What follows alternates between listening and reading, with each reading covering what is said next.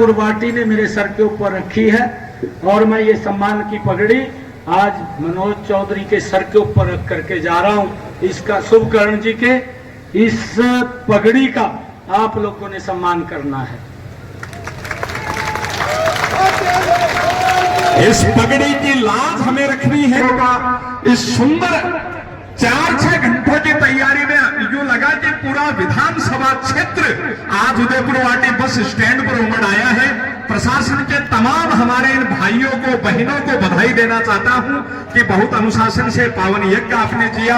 और आदरणीय मुख्यमंत्री जी, आप निरंतर आते रहे मां शाकंभरी की इस पीठ पर और यमुना नहर के जल की व्यवस्था के लिए ये उदयपुर वाटी जल की समस्या से बहुत त्रस्त है। तो आप अपने सभी जो युवा साथी बैठे हैं, बुजुर्ग बैठे हैं, उनसे एक बार भारत माता का जयकारे का आह्वान करूंगा, क्योंकि भारत माता का हम पे बहुत बड़ा एहसान है। जिस मिट्टी में हम खेल कूद के पैदा हुए, जिस मिट्टी का अन्न खा के हम जीवित हैं, उस मिट्टी का ऋण चुकाने का एकमात्र तरीका है कि भारत माता का जयकारा एक बार जोरदार तरीके से करें। लेकिन भारत माता के जो सच्चे सपूत हैं वो दोनों हाथ उठा के नारा लगाएंगे, भारत माता का जयकारा करेंगे।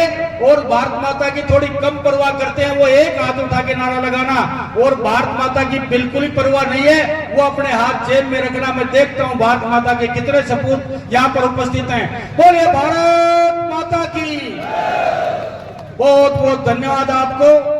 मैं निवेदन करना चाहता हूं, आपसे आग्रह करना चाहता हूं, इस चुनावी समर के अंदर आप लोग उपस्थित हुए हो। निश्चित रूप से आप भाई शुभकर्ण जी चौधरी को विजय श्री दिलाने के लिए उपस्थित हुए हो, लेकिन ये चुनाव हमेशा होते हैं। चुनाव क्यों होते हैं और किस लिए होते हैं, हमें मतदान किस लिए करना चाहिए और किसको करना चाहिए, कम से कम अपना आत्म मंथन जरूर करना चाहिए।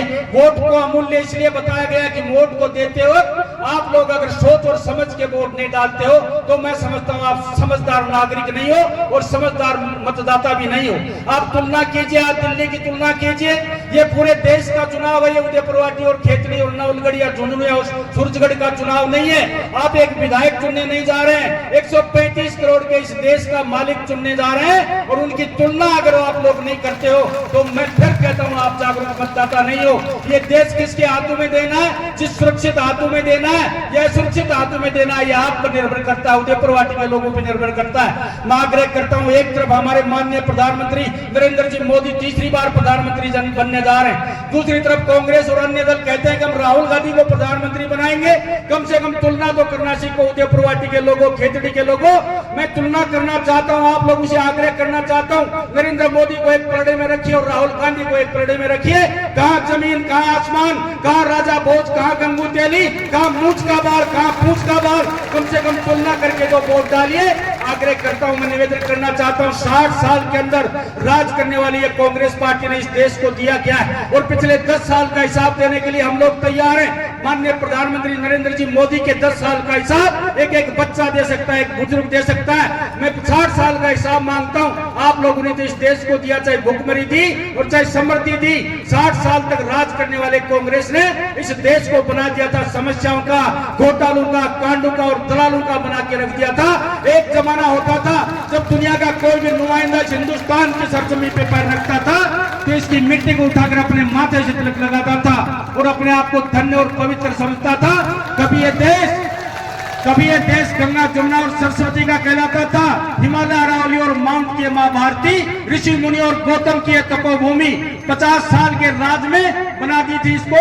आपको बताया मैंने पूर्व में। आग्रह करना चाहता हूं, हमारे बीच में आज आपके शुभकर्ण जी चौधरी पधार चुके हैं। वैसे तो कई सालों से आपके बीच में मैंने तुलना की आपके प्रधानमंत्री की और आज तुलना करना चाहता हूं आपके कैंडिडेट की। एक तरफ आपका शुभकर्ण जी चौधरी है जिसकी जबान में दम है, जिसकी ताकत आप लोग देख चुके हैं, अपनी बात को मजबूती से उठा सकते हैं। लोग विधानसभा में भी उठाए और लोकसभा में भी उठाएंगे। एक तरफ इतना हट्टा कट्टा और मजबूत चौधरी हमारे बीच में है और दूसरा हमारे सामने ओला जी हैं। उनके बारे में भगवान कहने वाले को दोष लगे। मैंने तो सुना है जब मौसम खराब हो जाता है तो विजेंद्र ओला को रुई में लपेट के रखना पड़ता है, रुई में लपेट के रखना पड़ता है। एक तरफ ऐसा आदमी जो अपनी बात को मजबूती से आपकी लोकसभा में रखेगा। आग्रह करना चाहता हूं, निवेदन करना चाहता हूं, मजबूत लोगों को चुनना सीखो, दमदार लोगों को चुनना सीखो, ऊर्जावान लोगों को चुनना सीखो। मुर्दे लोगों को चुन के जाओगे बेचोगे तो इसी तरीके का विकास होगा। जो 60 साल में विकास नहीं कर पाए, ओला परिवार ने तो इस क्षेत्र को बहुत कुछ दिया है। जो कुछ दिया है बहुत बहुत धन्यवाद। 5 चुनाव लड़े नहर के नाम पे, लेकिन नहर आएगी फिर वोट दे दिए, फिर लोकसभा में भेज दिया। इस बार नहर आएगी फिर लोकसभा में भेज दिया।